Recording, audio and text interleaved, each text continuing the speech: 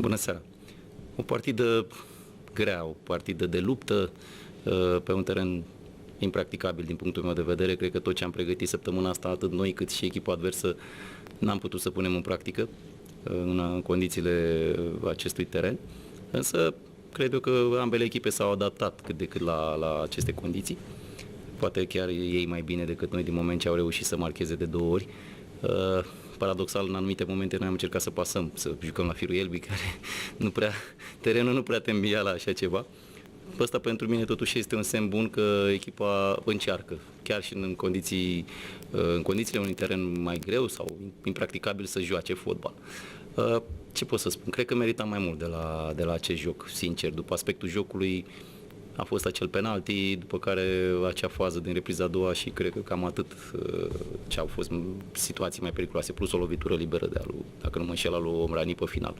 Dar jucătorii noștri cred că au avut o atitudine foarte bună, au încercat, n-am reușit să marcăm, să îi felicit pentru efort și acum trebuie să ne gândim la următoarea partidă pe care o avem de disputat în acest an calendaristic, cea de la Craiova, o echipă care și-a schimbat antrenorul, dar o echipă valoroasă. Vă rog.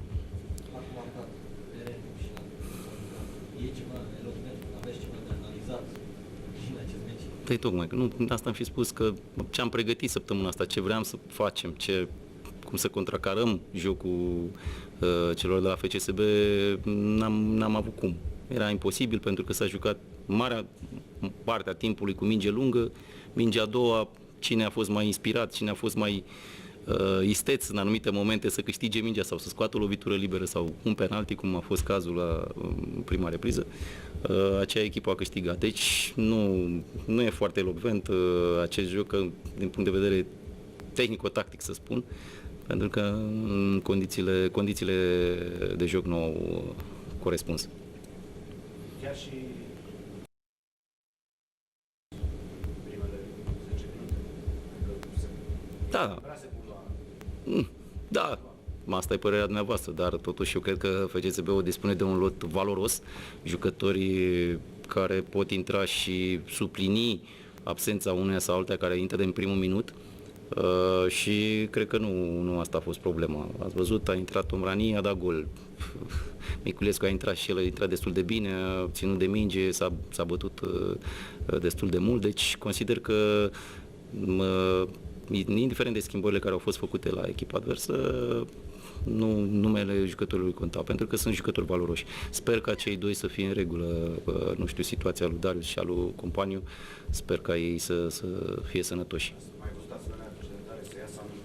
Nu, am mai văzut, da, exact, da, cu șut și cu panțărul, am trăit-o eram pe viu, dar nu, așa ceva nu, de asta spun că ceva, sănătate, ceva incredibil, încă o dată sper să fie sănătoși.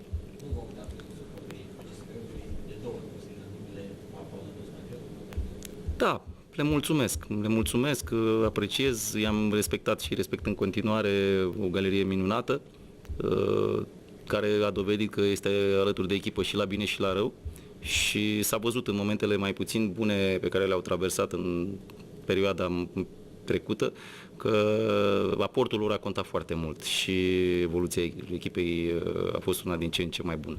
Pot să le mulțumesc încă o dată pentru ceea ce au făcut în această seară. Gândesc că după plecarea lui Rădoi, e mai bine?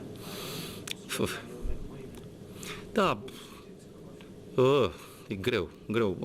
Am avut acest calup de meciuri, să zic, cu echipele care se luptă pentru play-off, să nu zic pentru titlu, și am încercat să transmit jucătorilor să ne vedem de fiecare joc în parte. Nu mă interesa neapărat numele echipei pe care o întâlnim, obiectivele care le are sau mai știu eu ce, am încercat să luăm fiecare meci în parte. Din păcate, la aceste două jocuri cu CFR-ul și cu FCSB-ul, deși din punctul meu de vedere cred că am făcut două partide destul de bune, n-am reușit să acumulăm nimic. Sper că la meciul cu Craiova, din deplasare, să nu mai jucăm chiar poate așa de bine, dar mă rog, să advenim cu puncte. O echipă bună, un lot valoros, o echipă cu pretenții an de an la titlu, indiferent de numele antrenorului care este acolo, cred că alcătuiesc o formație redutabilă și atunci trebuie să ne pregătim cât mai bine săptămâna asta, zilele astea care le mai avem până la acest joc. Într-adevăr, ei vor juca mâine, dar nu cred că o zi în plus ar conta foarte mult. Mai ales că și noi astă seară am jucat pe un teren foarte, foarte greu, jucătorii au făcut un efort considerabil. 21 de minute până acum, mai este un meci, ați cântărit ce ați reușit. Expandarea asta. Da. Nu pot să spun că aș fi total nemulțumit. Cred că am fi putut obține mai mult, însă în anumite partide, așa cum am spus și partidele acestea două, cea cu CFR-ul și în această seară, cred că ne lipsește un pic de maturitate, un pic de experiență în anumite momente ale jocurilor și să putem scoate mai mult de la o partidă. Dar mai avem acest joc în anul ăsta calendaristic, după care urmează o scurtă perioadă de pregătire, în care sper să punem la punct mai multe lucruri, mai multe aspecte tactice, să spun, ale jocului. Mulțumesc și eu. Seară bună!